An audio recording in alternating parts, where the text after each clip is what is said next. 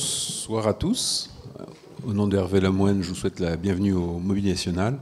Et nous espérons tous les trois vous apporter de la couleur et de la lumière dans ce temps automnal qui dure et qui dure. En tout cas, on va tout faire pour. Les Orients vont nous apporter cette couleur dont on a recherché toute l'année les aboutissements. En tout cas, bienvenue à cette dernière rencontre de l'année. Je vous rassure, elles recommenceront l'année prochaine, probablement au mois de novembre. Alors, ce soir, deux intervenants pour donc parler de cette thématique de la couleur, avec dans mon souhait toujours de nous décentrer, deux personnalités très diverses, aussi bien par leur naissance, leurs origines géographiques, mais surtout par leur méthodologie, leurs approches. Et c'est justement, généralement, ces approches très diverses qui sont particulièrement fécondes. Alors, deux intervenants, donc. On va commencer par Sumiko Uegotini, qui est une chercheuse en design sensoriel, spécialiste de la couleur, et elle a été lauréate en 2024 de la Joseph and Annie Albers Foundation. Elle travaille pour de nombreuses institutions, le Palais de Tokyo, le Musée de la Chasse, le Musée des Arts Décoratifs, et conseille le Mobilier National et Sèvres sur ces pratiques de la couleur. Donc je lui laisse la parole et on se retrouve à la fin pour les questions. Bonsoir à tous et merci infiniment Marc pour cette introduction et un grand merci aussi au Mobilier National pour cette invitation. Donc, je suis très heureuse aujourd'hui d'être avec vous ce soir. Je vais commencer par un partage. En fait, j'ai réalisé il y a quelques semaines que ça va faire bientôt 30 ans. Donc, l'année prochaine marquera les 30 ans de mes activités professionnelles. Et j'ai eu la chance et le temps aussi pour développer différentes casquettes professionnelles. Et donc, comme dit Marc, j'ai eu la chance d'accompagner différents créateurs et artistes de différentes nationalités, de différentes pratiques, de différentes disciplines, des plus jeunes jusqu'à des maîtres comme des maîtres d'art, des trésors nationaux vivants. Et ces rencontres ont été vraiment ma motivation première pour continuer ma recherche autour de la couleur. Et je suis aussi commissaire d'exposition, donc je me permettrai de faire une petite publicité à la fin de ma présentation pour que vous ayez les informations. Il y a une exposition qui est visible jusqu'au 1er septembre à l'abbaye de Maubuisson. Je vous donne le thème « Sentience, écoutez le parfum de la couleur ». Donc vous imaginez bien que ce n'est pas sans rapport avec ma casquette de chercheuse en design sensoriel spécialisée en couleur. La raison pour laquelle je pense que je suis invitée aujourd'hui. Et je n'ai pas oublié non plus donc, le cahier des charges aujourd'hui de vous parler, de partager les couleurs du Japon. Alors par rapport à ma recherche autour du design sensoriel et notamment sur la couleur, depuis 2011, j'ai développé une pratique, une approche, je dirais, qui est sous forme d'action, que j'ai intitulée la médiation chromatique. Donc sans tarder, je voudrais partager avec vous la vidéo d'une séquence de médiation chromatique que j'ai réalisée récemment.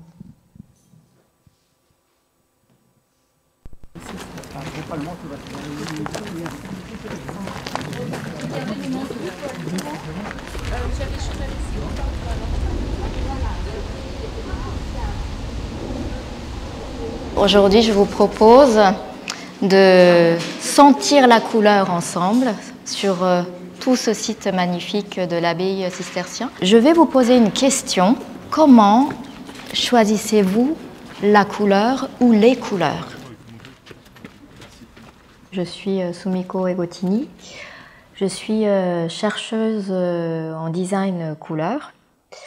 Et là, aujourd'hui, nous nous retrouvons à l'abbaye de Maubuisson, qui est une abbaye cistercienne du XIIIe siècle. Et je suis invitée à développer un projet de médiation chromatique qui est complètement inscrite dans ma recherche sur la couleur que j'ai commencée en 2011. À la fois une formation de Color Coordinator qui existe au Japon, qui est une licence délivrée par la Chambre de commerce de Tokyo, et aussi pour suivre les pas de mon grand-père qui était coloriste au Japon. je vais vous proposer d'être en contact, on va dire, avec la matière première de ce bâtiment. Ça, c'est de la laine.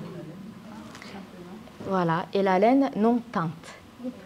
Les moines cisterciens avaient la réputation, avaient un surnom plutôt, de moines blancs. Ils ont préféré s'habiller en blanc en pensant que c'était bien de revenir à quelque chose qui évoque le silence, quelque chose de pur, quelque chose qui est simple, sobre. Là, vous entendez le bruit? Oui. Qu'est-ce que c'est? C'est la céramique. Donc j'ai fait appel à la manufacture de Sèvres, qui a été... Ma recherche sur la couleur, elle est à la fois sensorielle. Pour moi, c'est très important en fait de constater que dans mon pays, au Japon et en France, donc en Occident, on n'a pas la même considération du concept de la couleur. Pour savourer la couleur, j'ai toujours essayé d'ouvrir tous les capteurs sensoriels. Je vais vous faire goûter la couleur. Ce sont des petits gâteaux qu'on offre pendant la cérémonie de thé. Voilà, vous pouvez observer, vous pouvez toucher, vous pouvez regarder, il y a peut-être des odeurs. Ça ressemble à la couleur du mur ici un petit peu. Ah, c'est intéressant. Ces pierres venaient d'une carrière, il y a du calcium dedans. Il y a aussi quelque chose de la craie, parfois du sable et du grès. Donc voilà, toutes ces choses qui sont comme des poudres, voilà, et qui s'effritent. Et qui donnent aussi cet aspect de la couleur qui s'en vont peut-être avec le temps. Je vous invite à choisir, vous pouvez toucher avant de choisir, le petit tesson qui va vous accompagner pour faire la visite du bâtiment à l'extérieur. J'ai vécu en France quand j'étais petite, de 5 ans à 9 ans, et cette transition d'environnement culturel et linguistique a marqué vraiment ma vie. Et depuis, j'ai eu très envie d'être interprète culturelle. La culture française, je l'ai apprise aussi à travers la couleur. J'ai appris le français aussi à travers la couleur. Et en même temps, ça a révélé aussi l'identité culturelle que je porte de ma propre culture. Depuis petite, la couleur est un sujet à la fois de passion, mais j'ai un rapport très personnel et particulier avec la couleur. Toute expérience sensorielle chez moi a une traduction chromatique. Ça s'appelle de la synesthésie. Et je me suis aperçue que cette posture de la synesthésie m'a beaucoup appris et m'a permis aussi de comprendre des choses qu'on ne pouvait pas comprendre juste en verbalisant. Et je me suis aperçue aussi que la couleur était à la fois un langage universel, puisque toute personne que je croise peut me parler de la couleur, de leur expérience, et à la fois la couleur est très spécifique à certaines cultures, au background, au ressenti de chacun. Donc ça me permet à la fois d'entrer en contact sur un sujet large à travers la couleur avec un public large, et à la fois approfondir certains sujets comme le changement climatique ou la transition socio-écologique dans un contexte particulier, en visitant par exemple un site de monument historique, en parlant d'un patrimoine culturel, historique. Ah ah. Alors, quelle est la particularité d'un kaléidoscope? Il modifie des formes. Oui. Et les couleurs.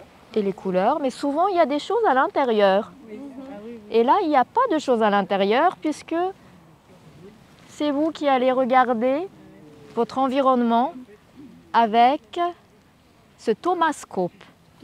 Et Thomas veut dire en grec émerveillement. Au Japon, en fait, on écrit la couleur avec certains idéogrammes et on dit iro.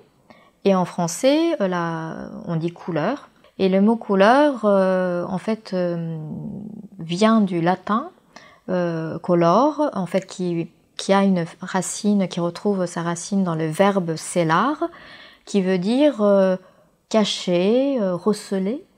Et donc l'origine, en tout cas, du sens couleur du latin serait plutôt de couvrir, en tout cas, la surface, la matière première, peut-être pour l'ennoblir, pour l'embellir, mais en tout cas, on va plutôt venir masquer ou cacher la surface ou la matière, et c'est ça la couleur. En fait, je ne l'ai pas fait exprès, mais vu de loin, je me suis dit, oh là là, ça me parle cet arbre.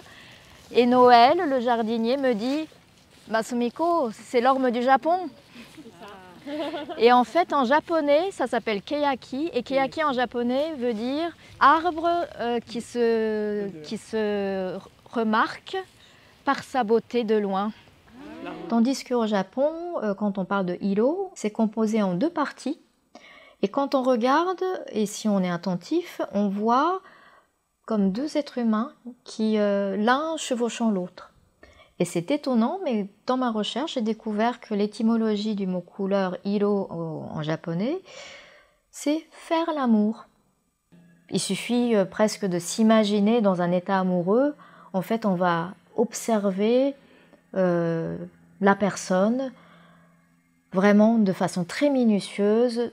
Le moindre petit détail qui nous stimule est important.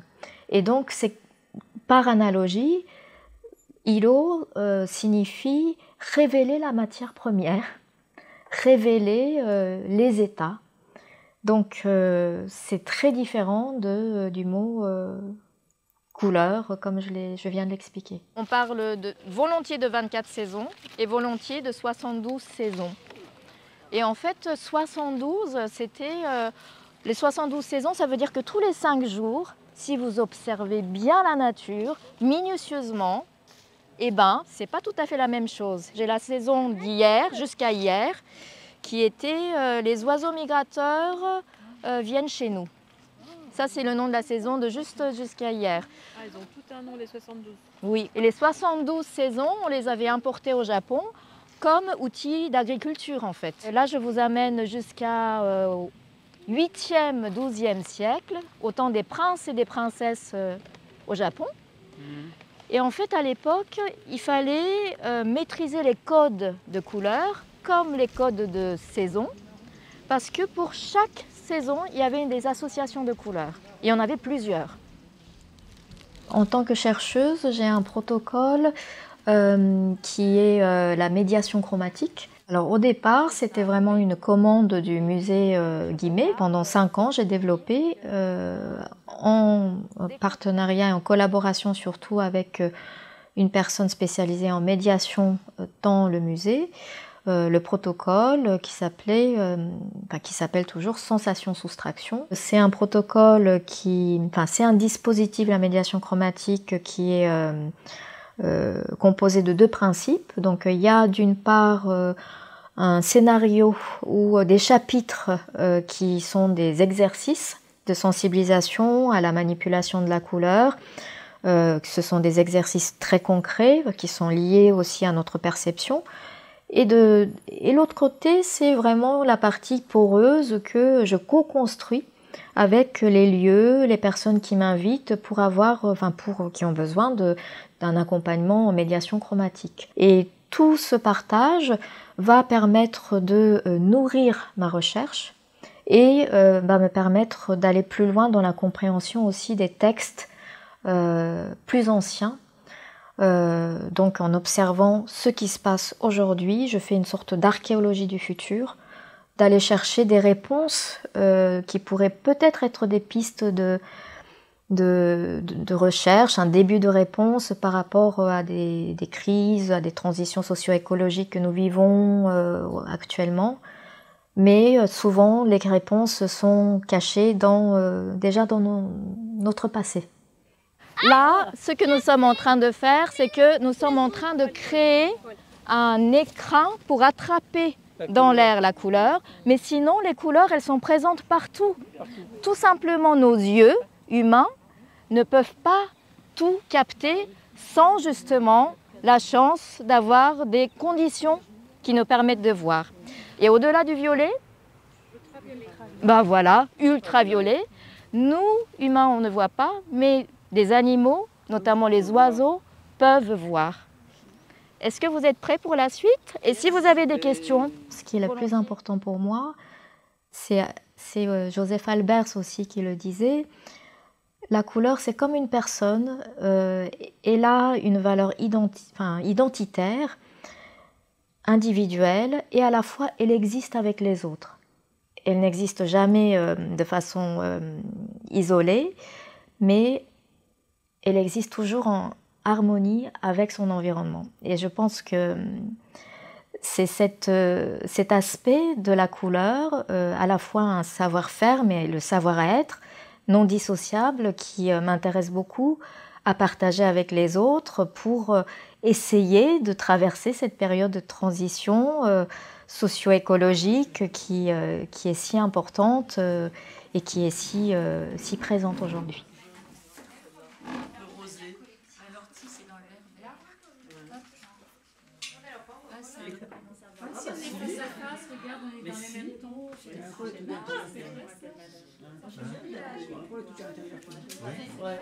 Moi j'ai appelé Gamme des émotions en samedi à l'abeille.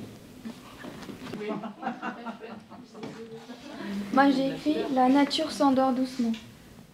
Ah oui, on annonce les étapes à venir. Oui.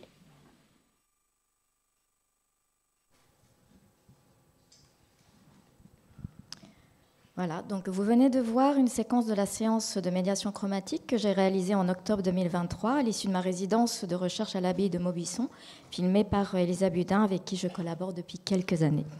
Et la médiation chromatique est une action que je développe depuis 2011 et qui a pour but la sensibilisation aux questions liées à la transition socio-écologique et la valorisation, comme vous avez pu voir, des patrimoines matériels, immatériels, en s'appuyant sur l'observation de la couleur.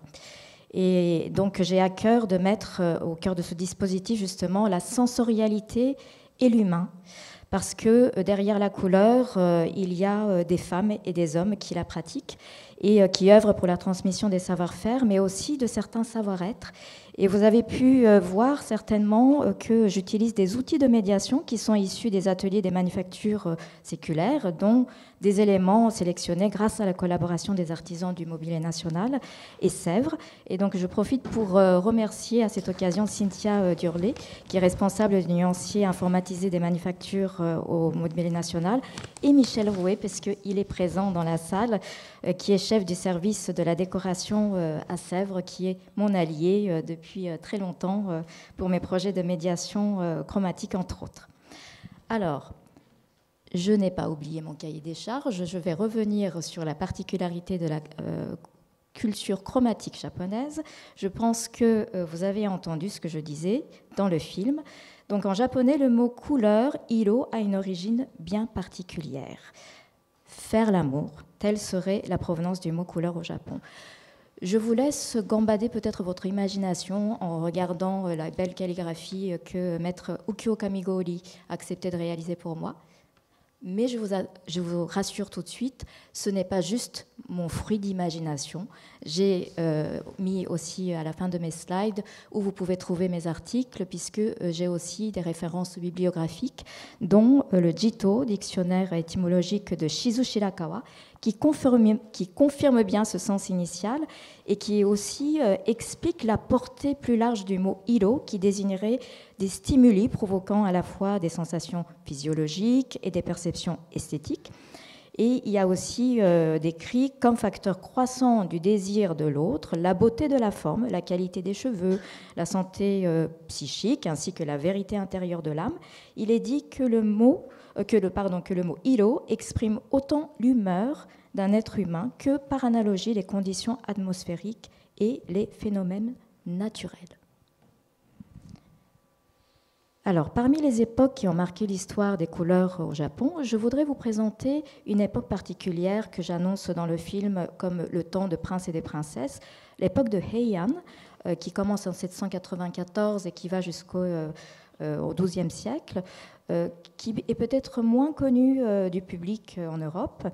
Je ne suis pas historienne, mais je m'intéresse particulièrement, du point de vue du design sensoriel, à l'évolution historique des usages et des valeurs de la couleur, parce qu'elle permet de mettre en lumière des changements de paradigme de la vie sociale de chaque époque.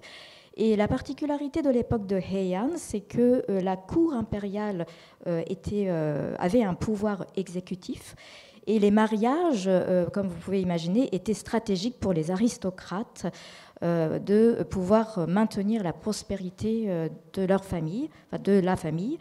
Et dans ce contexte, la séduction était le nerf de la guerre. Donc là, l'image que vous voyez, c'est, pour vous donner une image, donc les filles de haut rang ne pouvaient pas se montrer une fois majeures, puisque il n'était pas question qu'elle se montre, puisqu'il fallait qu'on la préserve aussi des regards, donc d'où tous ces rideaux et les cloisons. Et là, les aristocrates de l'époque pratiquaient sans doute sciemment ce jeu de cache-cache en forçant la contrainte de regarder à travers les interstices et des cloisons et des rideaux pour stimuler leur imaginaire. Donc les lumières, vous pouvez imaginer variables, et la semi-transparence des missous, des soudalés, les stores que vous voyez en arrière-plan, frustrant la vue, et les amoncellements des étoffes colorées, débordant entre les décors et les meubles subtilement espacés, était une tactique sans aucun doute de mise en scène. Donc vous imaginez combien le choix de la couleur était stratégique, voire vital à l'époque. Donc peut-être qu'on pourrait dire que la cour impériale était un champ de bataille chromatique. Alors, je voudrais vous parler de cette couleur murasaki. Donc, dans cette bataille chromatique, il y a une couleur qui occupait une place singulière, c'est le violet. Alors, je ne sais pas si à l'écran ça passe, parce que c'est toute une frustration quand on travaille sur la couleur, parce qu'il y a des valeurs chromatiques qui ne passent pas. Je pense que vous êtes d'accord avec moi. En tout cas, sous l'influence de la Chine, les rangs sociaux chez les aristocrates étaient définis par des codes chromatiques précis. Et le violet en faisait partie, mais c'était la seule couleur ajoutée à la gamme chromatique importée de Chine et faisait partie des kinjiki, ce qu'on appelle les couleurs interdites, réservées à une poignée de la population de la cour impériale. Donc plus on gravissait les échelons de la société, plus on avait accès à une palette chromatique riche et complète. Alors, ici, voici un témoignage important pour l'usage du violet, mais surtout une référence historique pour tous les chercheurs sur la couleur au Japon, qui est le Di du Genji. Vous en avez peut-être entendu parler. Écrit à l'époque de Heian, c'est un chef-d'œuvre de la littérature japonaise qui est constitué de 54 chapitres et qui raconte l'épopée amoureuse du prince Genji avec un fil conducteur apparent qui est la couleur violet, le murasaki, qui était aussi le nom de l'autrice Murasaki Shikibu, dame de compagnie à la cour impériale. Et comme vous pouvez le voir sur ce emaki qui illustre une scène de Genji Monogatari, nous sommes frappés assez rapidement, donc c'est traduit en français si ça vous intéresse, donc le dit de Genji, par la richesse de paysages sensoriels créés grâce à la puissance des mots, bien sûr, de l'autrice, et sous la plume sensible de l'auteur, en fait, qui manie les couleurs avec la dextérité d'un grand peintre, et de la naissance jusqu'à la déliquescence, cette couleur murasaki a connotation noble et la métaphore des états physiques et psychiques des amoureux du début à la fin de l'histoire. Et alors qu'il reste peu d'archives, ce roman témoigne des valeurs et les usages de la couleur dans la vie des aristocrates de l'époque de Heian. Alors, une petite actualité à partager. Voici une scène tirée de la série télévisée. J'ai appris une sorte de biopic, on dit comme ça, de l'autrice du Di du Genji. Et c'est une scène qui est le moment où l'héroïne, donc Murasaki Shikibu, est introduite auprès de sa maîtresse, seconde épouse de l'empereur. Et à la vue de cette scène, on remarque la vivacité des couleurs de Heian, donc j'espère que ça vous apporte un peu de couleur, justement. Et contrairement à l'esthétique soustractive qui sont traduits souvent par les mots wabi-sabi, que vous avez certainement entendu parler, qui se rapportent plus à la culture des bushi, c'est-à-dire des guerriers, donc à une époque plus tardive dans l'histoire du Japon, Le peuple de Heian semble avoir, je dirais, cherché plutôt la délicatesse et la sophistication dans une vision additionnelle. Et la technique justement d'association et de superposition des couleurs est appelée kasane. Il s'agit d'obtenir des nuances chromatiques variées en superposant les textiles de différentes teintures grâce à la transparence du tissage ou au dégradé créé par le jeu de décalage entre les parures de différentes tailles. Et comme vous pouvez voir, il y a plusieurs couches, on peut aller jusqu'aux 12, et souvent c'était les 5 superpositions. Les kasane régissaient donc les codes vestimentaires des nobles et étaient considérés comme l'un des vecteurs de communication les plus importants, au même titre que les talents de poète, la maîtrise du chant ou de la danse. Donc c'était peut-être comparable en quelque sorte à nos réseaux sociaux, enfin donc Instagram ou Twitter. Et dans la société aristocratique de Heian, la non-maîtrise de ces codes valait non seulement un étiquetage de mauvais goût, enfin de ringard, mais presque un déshonneur préjudiciable, exposant des fois à l'exclusion même du cénacle des esthètes et à la perte de son statut social pour aller très loin.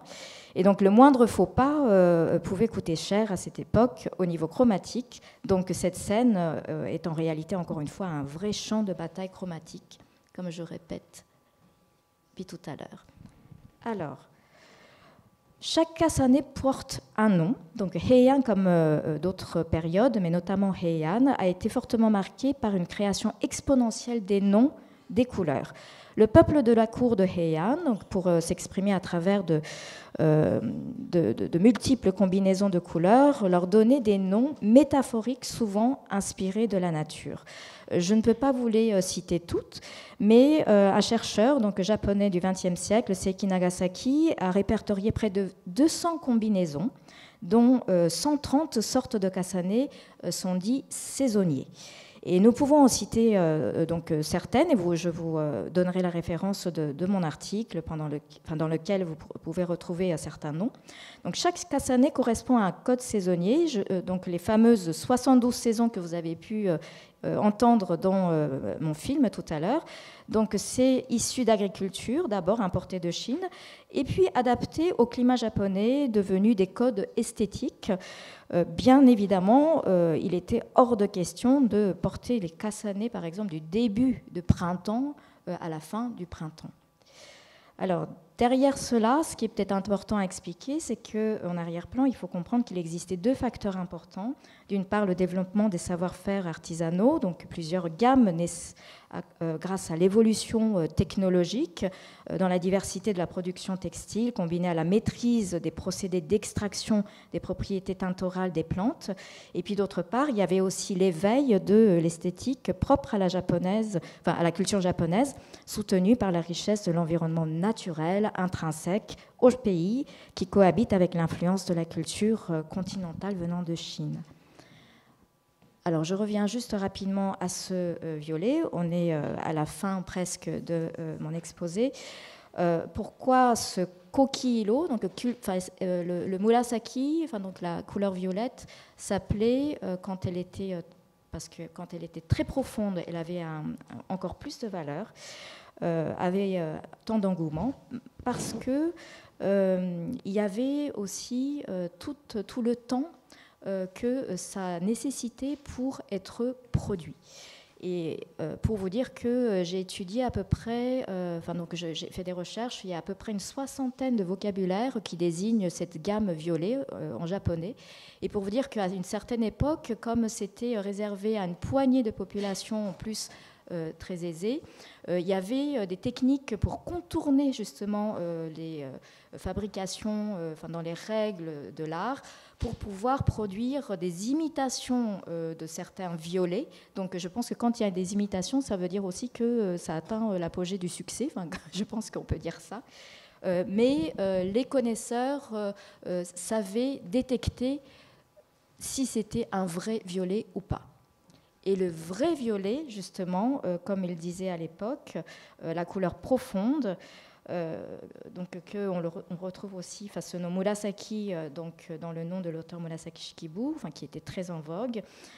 C'est une racine d'une plante Shikon, donc Murasaki no Gusa, donc ça c'est le nom de la plante, et donc Shikon, ça veut dire que c'est la racine de cette plante. Et je vous ai trouvé donc, la traduction française, mais il y aura aussi des spécialistes, peut-être des amis qui pourront répondre, qui sont aussi dans la salle. Germile officinale tintorale. L'extraction du colorant demandait beaucoup de temps et d'énergie, donc c'était l'éloge du slow made justement. Et plus la couleur était foncée, c'était quantifiable en coût, en temps et en énergie employée pour obtenir la couleur. Donc vous voyez que des fois, quand il y avait des cadeaux offerts par des princes à certaines princesses, ils pouvaient avoir des sujets de jalousie. En fait, vous pouvez retrouver des épisodes là-dessus, dans le du Genji justement. Parce qu'on mesurait vraiment cette énergie consacrée derrière la réalité de chromatique. Et ce qui est important, je pense, ici, encore une fois, de le dire, c'est que lorsqu'on étudie ce que c'est que la couleur, comme ici, du point de vue historique, on comprend que le violet est une couleur identitaire de la culture japonaise, mais sa valeur n'est pas seulement symbolique. Je dirais du point de vue de la pratique, elle est aussi matière et technique, technologique, car elle est issue du savoir-faire lié à la spécificité du territoire, la terre, le climat, donc à son environnement très lié à son environnement global. Donc on revient à la question du choix de la couleur qui est, je pense, indissociable de la question de nos ressources. Et c'est ça aussi qui m'intéresse en tant que chercheuse sur le design sensoriel et la couleur, donc ces questions de ressources qui nous relient aussi à des clés, des pistes que nous pourrons avoir dans la réflexion de cette période de transition socio-écologique que nous vivons intensément. Alors, pour terminer, j'espère que je vous ai livré rapidement, mais quelques clés pour comprendre le hiro, donc qui se mesure de manière synesthésique, c'est-à-dire de façon multimodale, en articulant, donc en croisant les sens. Et pour en être sûr, donc je vous propose de faire peut-être lors de votre prochaine balade dans la nature, en tout cas, de vous imaginer comme dans une relation amoureuse. La vue, mais aussi le toucher, de mobiliser le goût, l'ouïe, l'odorat, en ouvrant tous vos capteurs sensoriels, parce que ça nous permettrait de saisir les signaux révélateurs qui nous entourent. Et la couleur est une formidable fenêtre, je pense, pour observer notre environnement et prendre conscience de notre rapport au monde. Donc, est-ce que vous voulez que je vous dise dans quelle saison nous sommes aujourd'hui dans les 72 saisons? Est-ce que j'ai le temps de le dire? Voilà. Alors, petit partage. Depuis 26 mai, nous sommes dans la 23e saison. Benibana Sakau, éclosion exponentielle des fleurs de Kartam. Kartam, donc fleur orangée d'une plante tintoriale qui est dite aussi les safrans des teinturiers, donc qui donne des couleurs plutôt jaunes jusqu'au rouge. Donc je vous laisse saisir la sensorialité et l'essence de la couleur. Et pour les articles, si vous souhaitez les retrouver, donc mon article Sensation-soustraction se trouve dans le catalogue de l'exposition L'expérience de la couleur, organisée au musée de Sèvres en 2017-2018, et puis qui vient d'être republié dans le dernier numéro de l'IGIA, dossier sur l'art, sous la direction d'Hervé Fischer, artiste, sociologue et philosophe, qui est auteur aussi de nombreux ouvrages sur la couleur, dont la mythanalyse de la couleur. Et vous pouvez aussi retrouver mon article dans le dernier catalogue de l'exposition à la cour du Prince Genji qui a eu lieu au musée Guimet jusqu'en mars. Donc c'est terminé, mais le catalogue est paru chez Gallimard. Et puis d'autres activités, d'autres articles, si cela vous intéresse, sur mon site internet. Et puis, je termine par ça. Donc, rendez-vous si la suite vous intéresse. Dans le cadre de l'exposition Sentience, écoutez le parfum de la couleur, dont je suis co-commissaire aux côtés de Marie Ménestrier, qui dirige l'abbaye cistercienne aujourd'hui devenu un centre d'art dans le Val d'Oise. Je ferai une conférence le 8 juin à l'abbaye avec le titre « À la recherche du Kōhiro, couleur-parfum » pour parler du rapprochement entre la couleur et le parfum. Je vous remercie.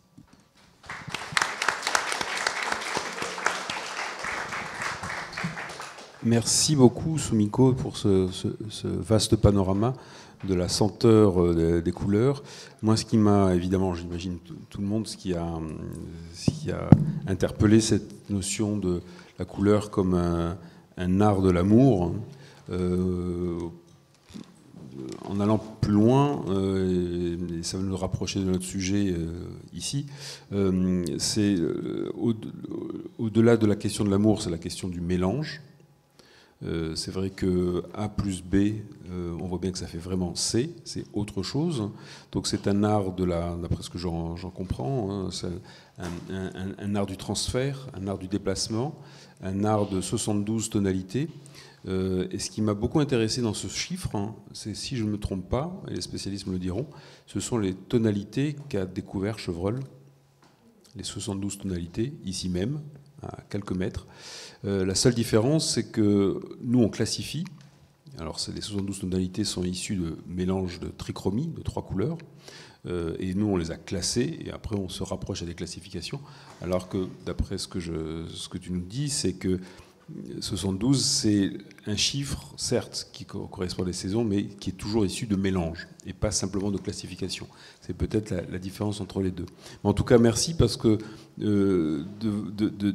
d'apercevoir que le Chevreul, de façon, je ne peux pas dire intuitive, parce que c'est issu de recherche, il est allé trouver ce qu'une culture plus lointaine qu'il ne connaissait peut-être pas, mais il faudrait peut-être voir, il a découvert quelque chose qui existait de l'autre côté de la Terre. Je trouve ça assez amusant et assez passionnant de voir qu'une recherche d'un côté correspond à une sensibilité d'un autre. Je sais pas, tu voulais peut-être réagir par rapport à ça ? Absolument, parce que c'est formidable ce que tu dis, Marc. J'ai la chance effectivement d'échanger intensément avec Cynthia, qui est responsable du ancien Nîmes. Et moi, j'ai découvert Chevreul dans ma formation de color coordinator au Japon. Et tout le monde ne connaît pas Chevreul.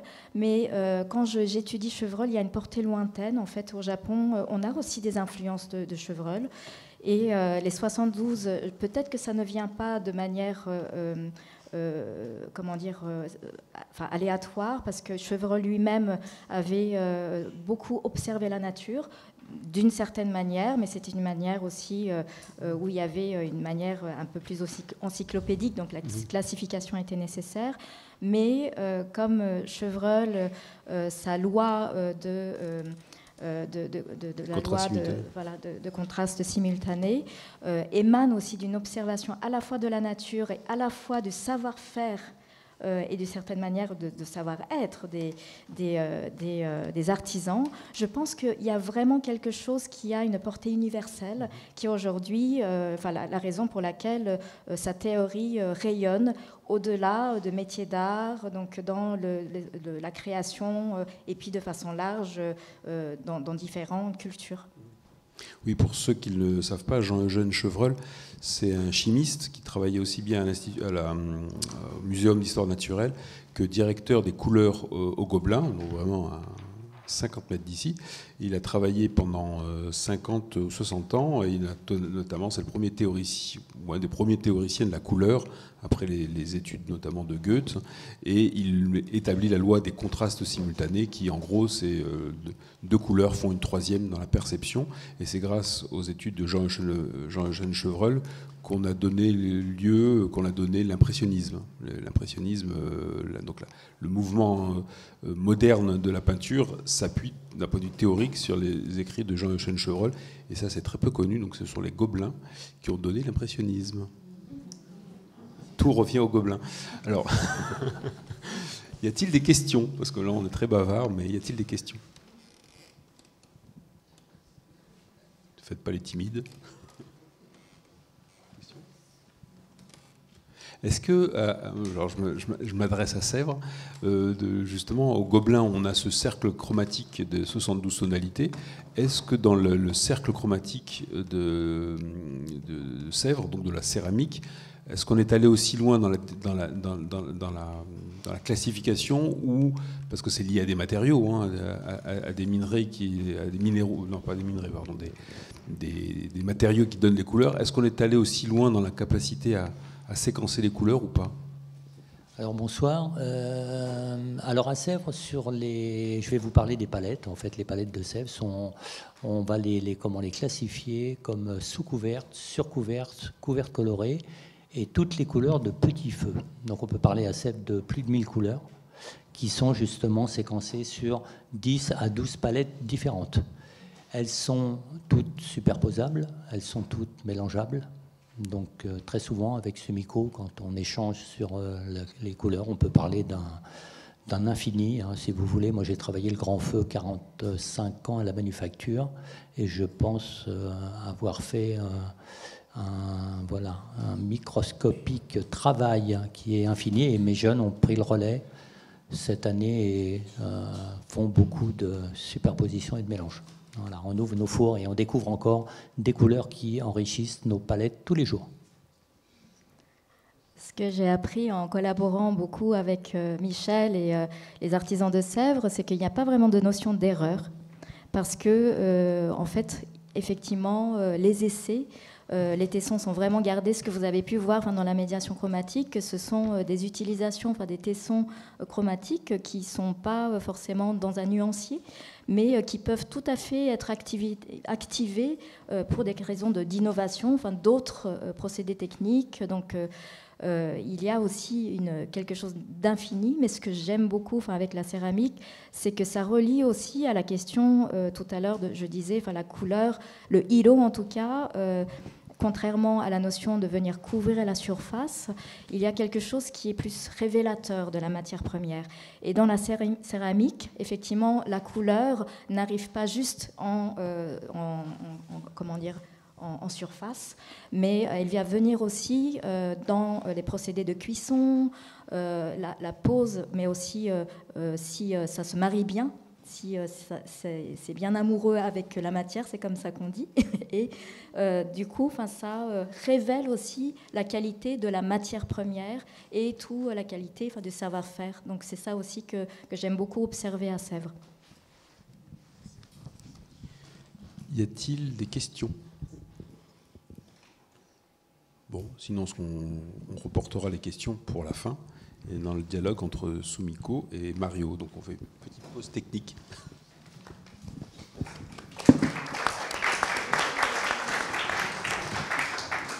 Nous continuons cette rencontre des Gobelins dédiée à la couleur en nous déplaçant un petit peu plus vers l'ouest, vers un pays aussi de soleil et de parfum, avec Mario de Souza qui vit en France depuis 2001.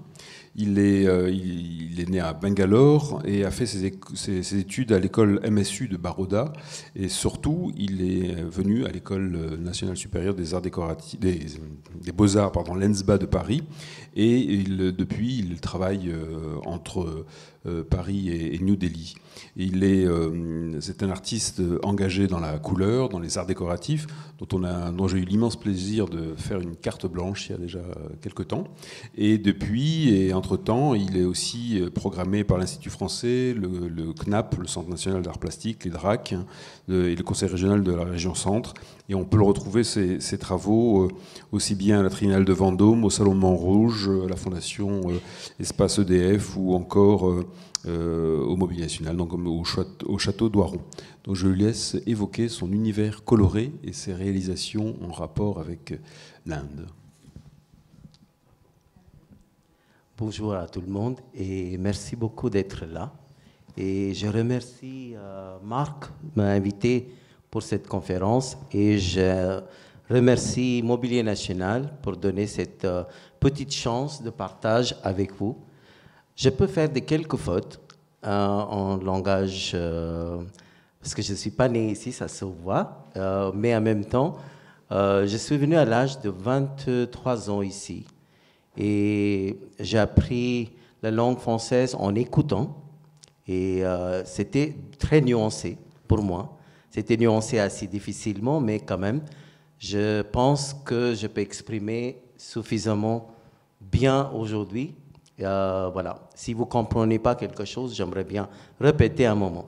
Voilà. Et je commence cette petite rencontre avec beaucoup de joie de partager ce drapeau, l'image identitaire indienne qui a la partie poétique, aussi politique.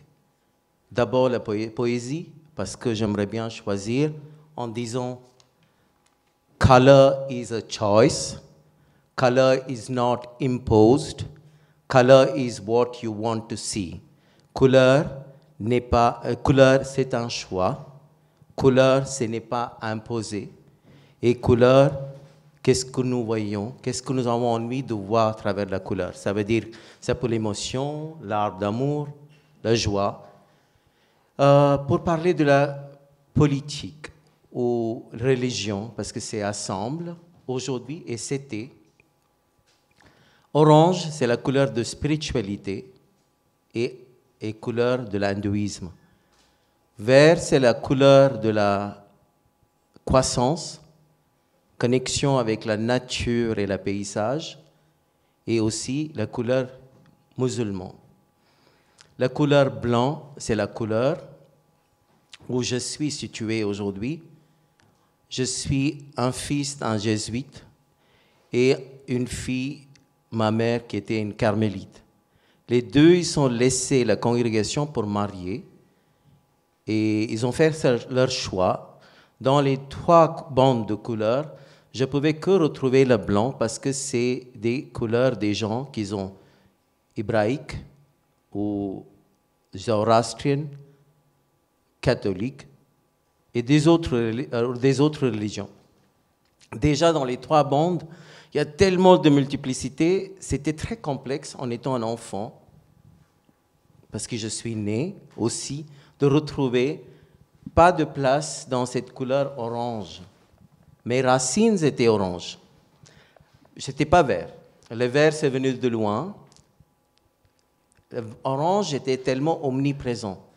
Et quand nous sommes dans le blanc, moi, j'aime pas le blanc, moi, je préfère orange. Et qu'est-ce que je veux faire? Et là, je retrouve une façon de découvrir une identité nationale, poétique, parce que tous mes amis étaient vraiment des gens qui vivaient autour de cette orange, parce que je suis né dans un quartier de Temple. Le quartier de Temple est toujours très... j'étais ébloui par les couleurs. Première chose, c'est pas par cette joie n'était pas juste par la couleur, parce que c'était aussi la production de couleurs. Autour de la temple, la première cercle de temple, il y a des personnes de lacs qui produisent des lacs. Il n'y avait pas de nuancé, tout est mémoire. Toutes ces couleurs étaient transmises en narration à travers l'histoire. Ça veut dire que quand nous voyons cette architecture en face de nous, la couleur pyramidale, et c'était vertical, mais en horizontal, tout autour de la temple, il y avait énormément de savoir-faire. Le tissage, la couleur pour reproduire dans la couleur de bois, ça veut dire la laque, et aussi la teinture. Tout était open market, c'était tout autour de nous, c'était vraiment, tu peux voir, tu ne peux pas oublier qu'il y a toutes ces couleurs. Naissance, il y a 51 ans, l'Inde a beaucoup changé. Il y a plus de références à travers la documentation, mais déjà être né dans ce quartier, c'était important de voir tout ce festival de couleurs. Je recette le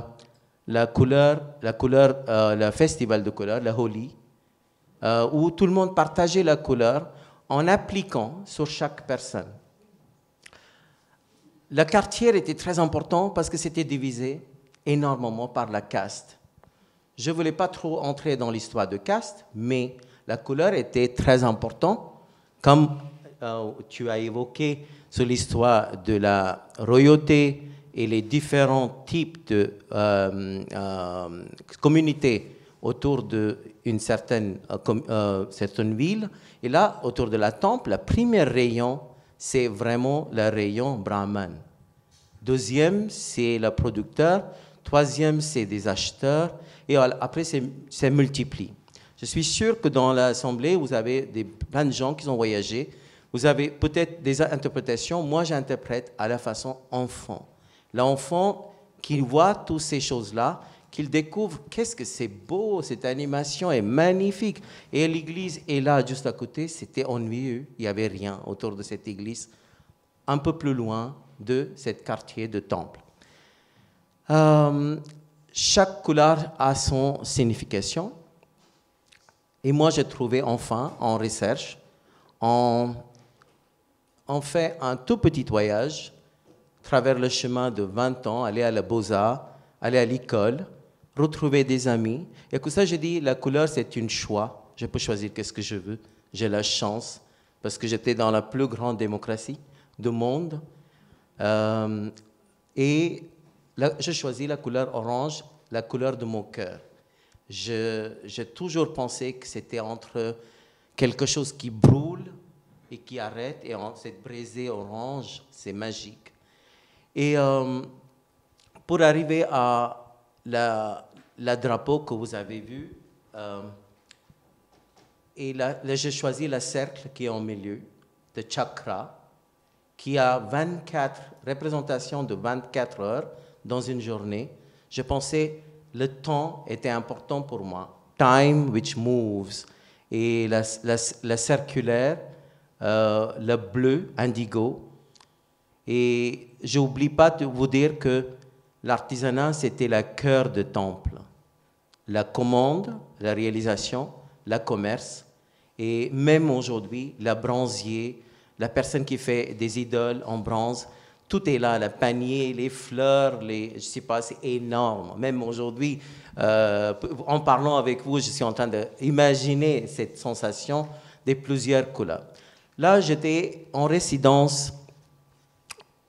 Je arrive à l'image qui est là aujourd'hui. Je suis en train de composer une œuvre. Cette composition d'œuvre, il y a plusieurs textiles, plusieurs couleurs.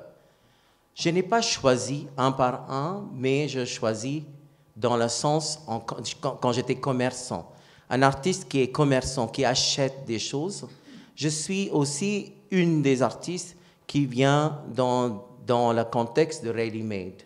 Je n'ai pas envie de savoir trop la production, j'ai envie de composer. Là, je trouve mon liberté en composition. Je suis un homemaker, je fais une maison. Je traduis mon émotion à travers les plis de textile. Ça s'appelle Home Away from Home. Depuis ce moment-là, quand j'arrive en France, j'étais perdu vraiment, parce que je ne comprenais pas la langue, je ne comprenais pas la nourriture, mais il faut tracer quelque chose. Il faut tracer son identité. Sinon, personne ne te voit. Et quand tu traces l'identité, tu fais la cartographie. Dans cette œuvre, il y a une cartographie de dessin, pliage de textile, satin, soie, jacquard, et aussi des plumes de différentes couleurs. Les plumes de différentes couleurs, parce que j'étais à Albertina, et c'était l'œuvre de Dürer qui m'a énormément séduit. Le travail de Dürer, c'est une composition de paysages à travers plusieurs couleurs. Il prenait énormément de pièces de la nature. Il composait ensemble pour peindre, pour faire une œuvre ça s'appelle The Trough of Earth. En français, je ne sais pas, je n'ai pas fait mon recherche, mais c'est la petite partie de la terre, une petite morceau de la terre qui est magique, qui parle de la biodiversité, qui parle de plusieurs nuances de vert dans un tableau. Maintenant, je parle de moi encore pour ne pas arriver trop à parler de Dürer, parce que vous connaissez bien. Là, c'est la deuxième partie de la détail. C'est une exposition au château de... Non, ce n'était pas château de Voiron, celle-là, c'était au chapelle Saint-Jacques. 3 mois de résidence, récupérer le textile dans les quartiers de la centre d'art, les faïences récupérées à Emmaüs et empruntées par des gens de commune, les fruits et légumes produits à Tamil Nadu, peints à la main, et tout un amalgame de textiles, objets. Il y a énormément de références de rituels. La temple m'a donné la référence parce que le rituel était très important et la composition de rituel venait de la composition où chaque pièce a son identité, ensemble, ça fait une communauté.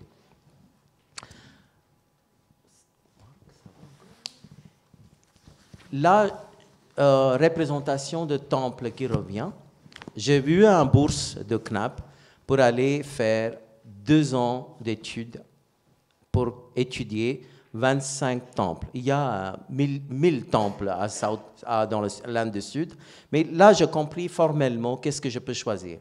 La horizontalité, la composition horizontale et la composition verticale. Et la maison est toujours construite avec deux bases, de dire, en mettant des cadres sur le mur, nous mettons des tapis au sol. Et dans ces 2 compositions, je me retrouve derrière un drapeau blanc, un voile blanc, qui aussi fait une partage, une séparation entre le passé et le présent. Couleur en pouvoir. Ça, c'est au Château de Baron. C'est une de mes expositions que j'aime énormément. J'ai vécu 5 mois en résidence au Château de Baron. J'avais énormément des artistes qui étaient mes aïeuls, mes références. Christian Boltanski, Dietmann, Wim Delvoye, plusieurs artistes. Je ne me souviens pas tous les noms. Mais là, je dis, comment placer un artiste qui vient de loin, qui trouve une exposition estivale. Je veux simplement recréer la maison dans cet château qui n'avait pas de meubles. Grâce à la résidence au Mobilier National, Monsieur Hervé Barbaret, le ancien directeur du Mobilier National, qui m'a donné la chance de emprunter vingtaine de meubles importants dans la garde-meubles de Mobilier National. J'étais comme un enfant à Rungis, dans le stockage, j'ai regardé, je voulais prendre tout, mais ce n'était pas possible parce qu'il y a beaucoup de paperasse à faire. Et ça, je vois que quand même le pouvoir peut transformer la vie des gens, pour le bien ou le mal, mais le pouvoir de Mobilier National pour décorer les châteaux et tous les patrimoines, et c'était merveilleux. Et un artiste indien qui vient en France en résidence au Mobilier National, ça m'a donné ce partage de pouvoir, un siège, les cadres posés par terre et les cadres composés sur le mur. C'est presque un arbre de la vie.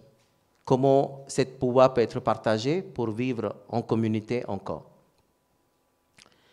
Là, c'est une œuvre que j'adore. Ce n'est pas que parce que c'est mon pièce qui est là-bas, mais c'est... Je suis venu il y a 24 ans, ou 23 ans, dans l'atelier de Christian Boltanski. Et j'arrive à côtoyer la maître. Il m'a donné sa clé. Il m'a dit, allez-y, vous pouvez rester dans mon atelier autant que vous voulez. Je ne pense pas que vous avez suffisamment de place pour travailler chez vous. Vous pouvez venir même le dimanche. Et cette clé m'a donné une clé à vivre bien en France, de comprendre qu'il y a des gens qui peuvent être très ouverts à l'esprit, qui peuvent donner beaucoup de couleurs, à la nuance pour quelqu'un qui vient de notre culture. Là, dans cette œuvre, j'adorais ces enfants de la village. Il a fait photographier plusieurs œuvres, plusieurs enfants avec différentes couleurs portées, différents pulls ou des chemises. Je dis comment transformer ces enfants en enfants en image de confort. Mon travail, c'était simplement, parce que j'ai rentré dans le décor de la château, j'ai acheté plusieurs coussins de différentes couleurs et chaque enfant était représenté sur cette grande canopée de pouvoir, royauté, laïcité, et retrouver une énorme bergère noire avec plusieurs couleurs. La couleur apporte la joie, l'enfance, et ça transforme une vestibule de Château d'Oiron. J'ai parlé de communauté parce que j'aime beaucoup travailler dans les prisons, hôpital de Villejuif, avec le cancer, grâce à Magval. Beaucoup de ma vie, enfance, tout début, c'était vraiment faire des ateliers, parce que nous ne grimpons pas dans l'échelle d'exposition comme ça n'arrive pas. Mais il faut faire des travaux en étant des assistants de ateliers au Magval ou ailleurs. Et là, j'ai mis tous les dessins à plat pour faire une idée de miroiter le plafond, parce que dans le plafond, il y avait énormément d'histoires magiques.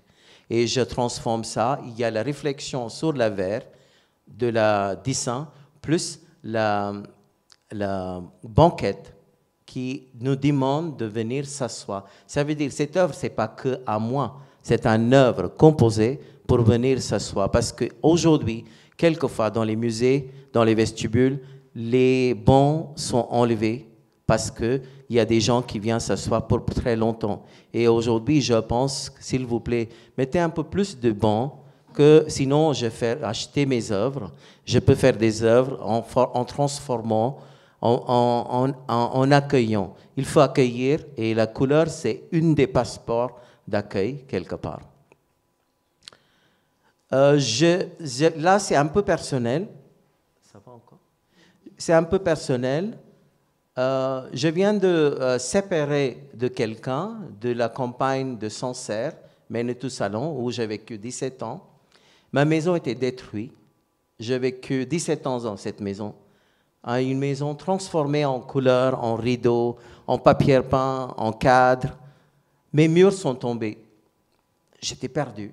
J'étais totalement... Deuxième fois. Tu arrives, cette impression d'être perdu, je suis venu à Paris. Heureusement, je ne suis pas allé en Inde parce que c'était mon idée de repartir en Inde. Je dis non, je ne veux pas repartir en Inde. J'ai suffisamment d'espoir. Et j'ai demandé 5 ou 6 amis de différents centres d'art et des musées pour m'aider. Chaque personne m'a accueilli. Il y a des gens dans la salle ici, aujourd'hui. Ils m'ont accueilli dans leur centre d'art. Ils ont fait des expositions avec moi. Ça, c'est une des produits de ces expositions, l'exposition aux galeries Jean Collet à Vitry-sur-Seine. J'ai utilisé les Indiennes comme textile. J'ai posé les murs par terre. J'ai descendu la lustre par terre parce que c'est la décadence totale dans mon idéologie. L'amour perdu. Et là, je pensais à la tableau de Satyajit Ray, que la lustre qui descend et l'Inde gagne l'indépendance et tous les aristocrates perdent. C'est un peu comme le film italien avec ça viendra. Voilà, ici, un énorme travail de couleurs retrouvées sur les murs, couleurs posées sur les socles et les rideaux. Pardon? Les guépards, voilà. Et c'est magnifique, cette film. Voilà, je n'explique pas trop, je vais juste montrer un autre détail de l'expo. Il y avait plusieurs couleurs. Il y a les vases Medici, il y a les commodes. J'adore jouer cette bourgeoisie de couleurs.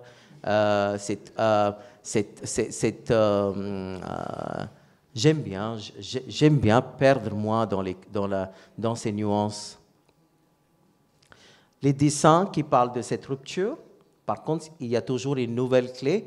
Tous mes dessins sont composés de 2 couleurs. La couleur bleue, c'est moi. La couleur beige, c'est vous. Ou couleur marron, c'est vous. Ça dépend de vous. Il y a chacun sa place dans le dessin. Des gestes de clé. La personne qui fait la clé, qui passe la clé, Et voilà, ça commence. La tasse cassée, à coudre. Il y a beaucoup d'artisans chez moi. Là, c'est la commande de Fondation Martel. Mon amie Nathalie est là. Et elle a compris tout de suite mon travail. Elle a dit, comment tu as fait ce voyage entre l'Inde et France? Et elle a pensé à l'Indigo, comme c'était un des projets de la Fondation Martel. Ils ont ouvert un espace Indigo qui est bar, reçoit les gens, accueille. Je suis dans le vestibule, dans l'entrée. Je fais le vol d'oiseaux. Toutes les rivières, toutes devenues bleues dans ce projet. Et il y a l'oiseau qui est venu. C'est l'oiseau qui est encadré. C'est la perroquet. La perroquet, quand je suis venu en France, il n'y avait pas de perroquet. Très peu. J'ai vu à Rome. Mais aujourd'hui, même le jardin de Luxembourg est rempli de perroquets. Perroquet, c'est mon oiseau préféré qui apporte une couleur magnifique vert. Ici, je parle de l'indigo, le voyage de l'indigo de l'Inde jusqu'à la France, jusqu'à Cognac, parce que la personne qui a produit le cognac, il a produit aussi l'indigo qui a porté de l'Inde jusqu'à Cognac. Vous savez, c'est hallucinant de retrouver une place même à Cognac à travers la couleur. Merci Nathalie. Et Fondation nationale des artistes, 2 ans de résidence avec des personnes âgées, je ne sais pas ce que je dis correctement, mais mes aïeuls, où je travaille depuis ce moment beaucoup dans la couleur indigo. Toute la maison de retraite, maison de repos était décorée, composée avec des tableaux d'indigo, empruntés un peu chiche peut-être de la Fondation Rothschild pour montrer que le pouvoir de la céramique et les tableaux ensemble fait un décor vivant pour des personnes âgées, pour déambuler dans cet espace. Merci Marc. Marc était mon commissaire pour cette exposition. Il m'a appris énormément de choses. En discutant avec lui, j'ai compris que tu peux voir la couleur beaucoup à travers la transparence. Et un jour, j'amène beaucoup de paille en plastique. Chaque assemblage était fait par des artisans au Mobilier National. Tous les jours, je travaillais avec eux. J'ai fait 2 ans de résidence. Dans ces 2 ans de résidence, à la fin, tout le monde a témoigné leur respect et l'amour en partageant dans cette œuvre. Le pouvoir est là de Mobilier National, plus la transparence de la tube plastique en faisant un rideau transparent. Et grâce à cette œuvre, j'ai découvert qu'il y a l'abondance de couleurs quand tu peux être discret, aussi transparent. Et toute cette œuvre, et il y a toujours le témoignage des artisans. J'adore les artisans, parce que mon père était un horloger. Après qu'il a commencé à travailler, après il a étudié son théologie. Ici, pour terminer, presque, une célébration à Théâtre de Ville, couleur orange, et il y avait et je pense qu'il y avait plusieurs séances de danse bollywoodien, et c'est magnifique parce qu'il faut que ça fonctionne pour la photo, il faut que ça fonctionne pour les vidéos. Le visage, on ne voit pas beaucoup. Le maquillage même, c'est une tapenade de couleurs sur le visage. Mais dans cette composition, j'ai évoqué la célébration de l'orange et la couleur et la liberté de couleur dans le film, dans le théâtre et dans l'écriture. Il ne faut pas oublier les vêtements parce que c'est énormément de couleurs portées. Et il y a Tour Eiffel pour aller très bien. La photo, ça fonctionne très bien pour faire le tourisme. Et dernière pièce, la commande du musée Magval pour parler de la toile de Juillet aujourd'hui, je me sens que je suis dans un paysage intégré. La bouture a bien fonctionné.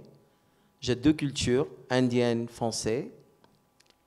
Et vous avez la Marie-Louise qui vient poser sur la bouture de rose. C'est une commande pour parler de la roseraie de Val-de-Marne qui va être rééditée. La toile de Jouy, c'est magique parce que ça apporte le paysage. Et c'est mon portrait aujourd'hui. Je vis bien grâce à plusieurs personnes autour de moi. Et ce portrait aujourd'hui, c'est le portrait de joie, intégration, accueil. Et il y a plusieurs roses qui vont arriver assez vite, mais j'attends encore. Merci beaucoup.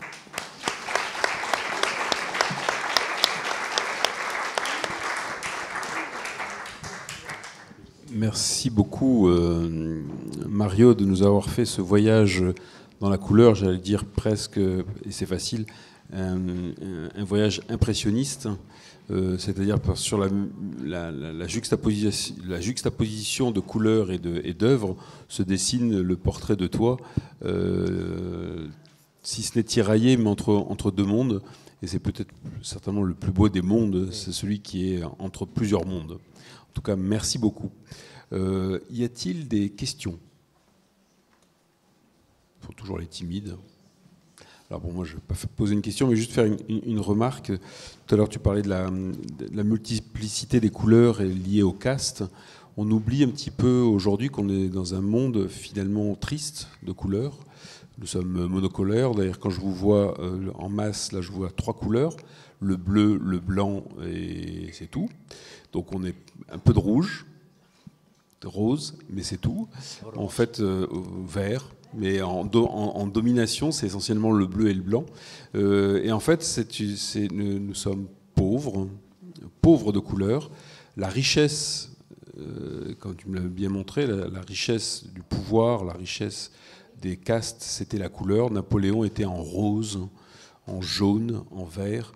Les rois de France étaient en couleur, et c'était les pauvres qui étaient en pauvreté de couleur. Donc on a un petit peu oublié. Aujourd'hui, on pense être riche en étant noir, en gris, en bleu. Ben non.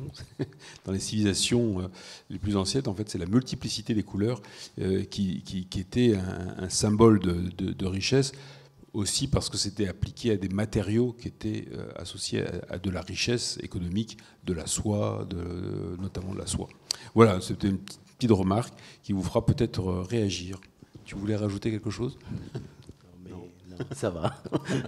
Alors, des questions.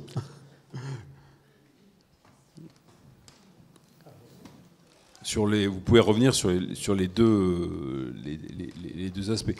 En fait, les deux interventions étaient passionnantes parce que, évidemment, pas du tout de même perspective et de même personnalité, mais elle permet d'une part d'avoir une couleur liée à une étude de sensations, de recherche de sensations, tandis que l'autre, c'est la couleur comme une application de soi, une projection de soi. Et je dirais que toutes ces rencontres autour de la couleur, en tout cas moi je l'avais posé comme telle, c'était pas tellement associer les recherches actuelles sur la couleur au Gobelin ou la couleur à Sèvres ou la couleur, c'était plutôt d'avoir une approche anthropologique des pratiques colorées. Donc c'est un chemin qui peut nous amener loin, hein, et qui sera certainement poursuivi. Voilà, donc c'était un petit peu un parcours sur l'idée de la couleur aujourd'hui et essayer de sortir justement de notre monde qui est plutôt monocolore en fait. Toujours pas de questions. Oui, avec plaisir, parce que le monocolore, en fait, j'ai vraiment écouté avec beaucoup d'attention, et c'était passionnant. Enfin, merci Mario pour cette présentation, parce que ça fait un moment qu'on cherche à avoir un temps d'échange. Donc Marc, merci infiniment d'avoir provoqué ce temps grâce à ton truchement. Donc nous sommes en communication, enfin. Et c'est vrai que l'Inde m'a toujours passionnée, parce que la personne avec qui j'avais développé la première médiation chromatique était spécialisée justement de l'Inde. Et j'ai eu le sentiment, donc là je vous ai présenté une époque, le Heian, qui pouvait peut-être se montrer aussi face à ce que tu évoquais, enfin, la fête des couleurs, oui. Quelque chose de comment dire, assez éclatant et vivace. Et en même temps, au Japon, il y a une période donc, enfin, qui n'est pas autour de l'aristocratie, mais plutôt de la culture des guerriers, où nous avons aussi développé toutes des gammes de couleurs plutôt dans les tons neutres. Donc gris, brun, noir. Mais encore une fois, en entrant dans cette gamme soustractive plutôt neutre de wabi-sabi, nous avons développé un vocabulaire qui est 48 marron sans gris. Donc comme quoi, j'ai l'impression que soit on part de la soustraction, on va vers l'addition, soit on va de l'addition, on va vers la soustraction, et qu'il y a des moments où on se rejoint. Et ce qui est formidable, c'est que quand on observe la couleur, j'ai l'impression que la distance est quelque chose d'important. C'est ce que j'apprends aussi beaucoup avec Michel, avec les artisans aussi qui sont dans le savoir-faire. La distance est très importante quand on observe la couleur. Avoir une subjectivité et puis l'objectivité, et quelque part d'être dans un grand écart culturel. Enfin, moi, je n'ai pas d'accent a priori quand je parle en français, mais c'est pas ma langue maternelle, et donc j'ai encore une distance. Et la France m'a apporté aussi cette distance en fait par rapport à ma propre culture.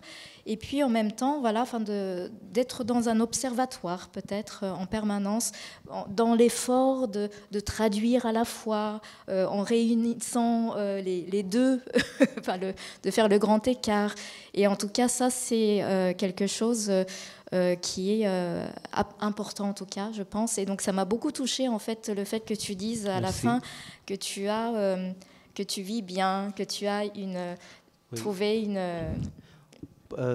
je pense que la force de la couleur peut apporter énormément de thérapie. Et quand nous n'avons pas la même palette en face de toi de l'enfance, tu cherches toujours quelque chose d'intégré. Ça peut être là, par exemple, je vois cette tapisserie. J'adore. Ici, il n'y avait pas d'ocre. Je ne pense pas que je vais aimer cette tapisserie. Mais quand je dis il faut avoir la transparence, c'est ça que ça nous donne l'élan de dire sois transparent, tu vas trouver ton identité. Est-ce que la couleur, c'est une identité, ou est-ce qu'être transparent, c'est une identité? Et voilà, c'est une recherche, c'est un processus. Merci Marc encore. Merci à vous. Mais moi je dirais, parce que moi aussi je suis d'une culture autre, c'est pas tellement la couleur que la lumière. La question de la lumière, c'est-à-dire la couleur n'existe que par la lumière en fait. Dans le noir, elle n'existe pas la couleur. Et l'intensité de la couleur est donnée par l'intensité de la lumière. Et la lumière, elle est aussi bien objective qu'intérieure. Tous les matins, on regarde les mêmes paysages, on regarde les mêmes personnes, et on ne la voit pas de la même manière selon on dégage notre lumière intérieure ou pas. Donc ça, c'est des éléments qui sont réflexifs, évidemment, mais qui sont aussi des sensations. Tu parlais de distance, oui, en effet. Je pensais à Descartes, je pense donc je suis.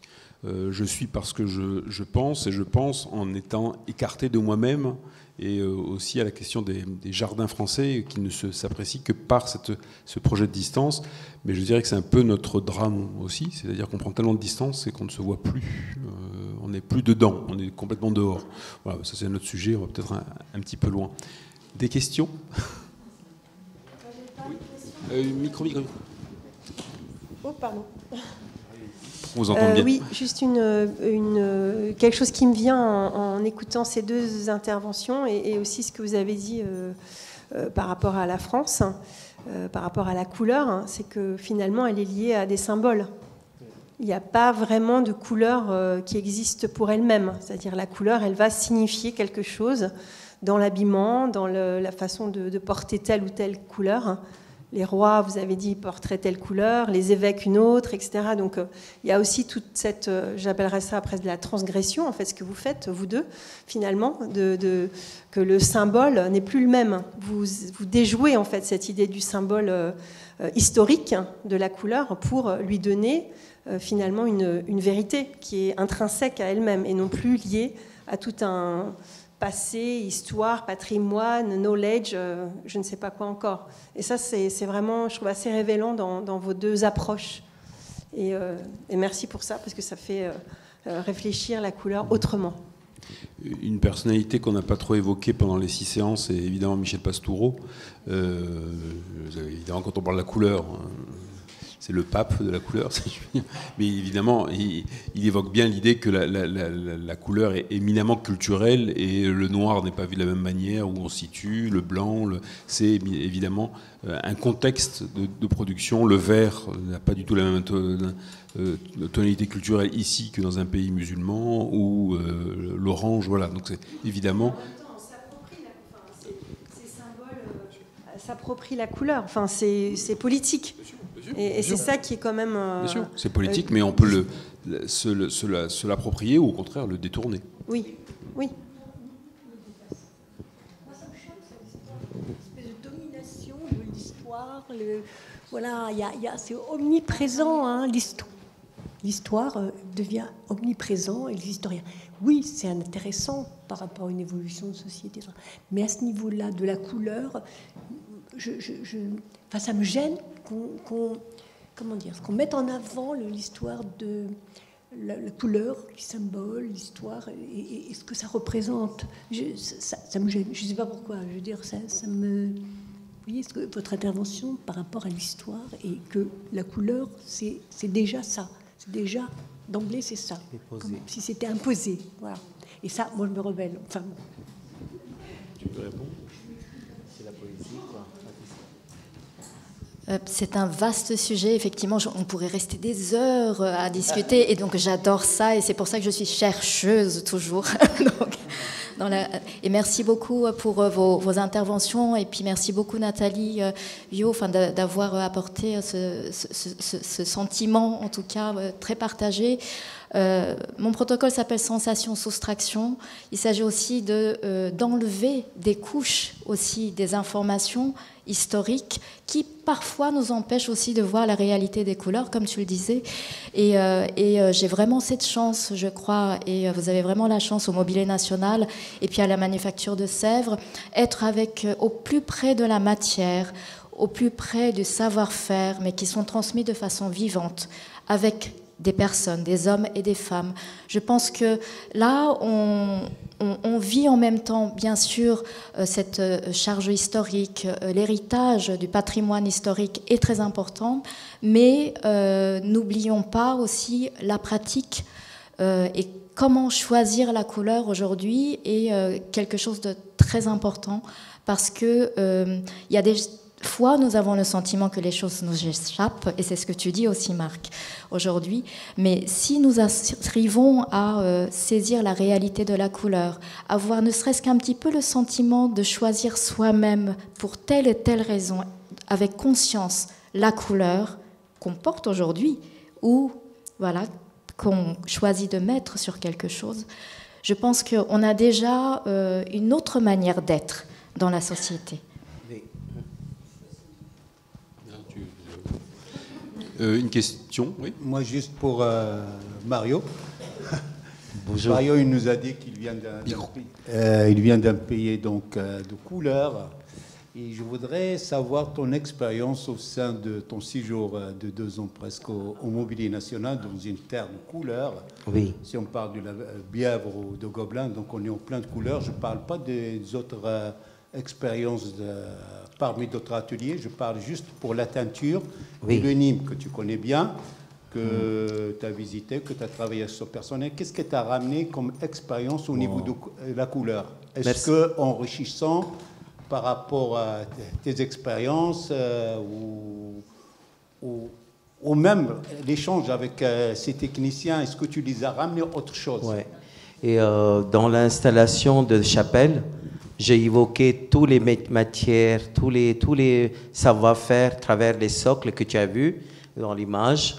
Et moi, je voulais rester transparent. Avec un caractère comme moi, être transparent, ce n'est pas simple. Mais avec autant de monde autour, il y avait je sentais un accueil magnifique d'abord. Et déjà, ça m'a enlevé la peur. Quand il n'y a plus peur, la couleur existe très facilement.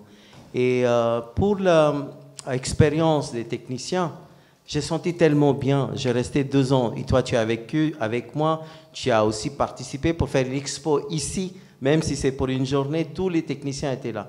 Mais ils étaient accueillants. Et en accueillant, la peur est enlevée. C'est une pyramide française, Mobilier National. Il y a l'histoire de pouvoir, l'histoire de couleur, il y a chaque code. Il faut savoir les codes. Et quelqu'un qui ne connaît pas le code, qui peut transmettre ces codes, c'est des artisans. Et les artisans, c'était simplement pas des artisans techniciens. Je ne suis pas venu ici pour récupérer quelque chose. Je suis venu pour apprendre le savoir-faire. Ça veut dire que les couleurs qui étaient autour de moi, la teinturerie, j'ai resté 1 mois. Tapisserie, restauration, 1 mois. Lustrerie, 1 mois. Ébénisterie, 1 mois. Et j'ai compris une chose. Je réponds un peu plus court et simple. Je ne suis pas la même personne. Après, j'ai passé des jours au Mobilier National, 2 ans. J'ai acheté une commode Empire. Dans cette commode Empire, je n'ai pas acheté pour la période. J'ai acheté pour le métal, travail de bronzier, polissage, tamponnade, sculpture, miroitier. Il y a 7 ou 8 personnes dans une commode. Et c'est ça, ma vie est devenue comme cette commode, avec les tiroirs, où le savoir-faire était donné avec beaucoup de générosité. Mon expérience était très riche. Samy, je ne suis pas la même personne. Je ne viens pas très souvent ici, mais par contre, je magasine énormément de choses qui peut... Aujourd'hui, je pense que le savoir-faire française mélangé avec un savoir-faire indien qui peut me... ce n'était pas possible si je ne suis pas venu travailler avec vous. Voilà. C'est une éducation. Je ne suis pas un historien de l'art. Je ne connais pas les périodes des meubles, ni des tapisseries, ni l'histoire de France. Mais avec le passage du Mobilier National, à travers les meubles, je retrouvais l'histoire de l'art, l'histoire de France, histoire de couleurs, histoire de rituels. Je pense, voilà. J'espère que j'ai répondu suffisamment. Merci.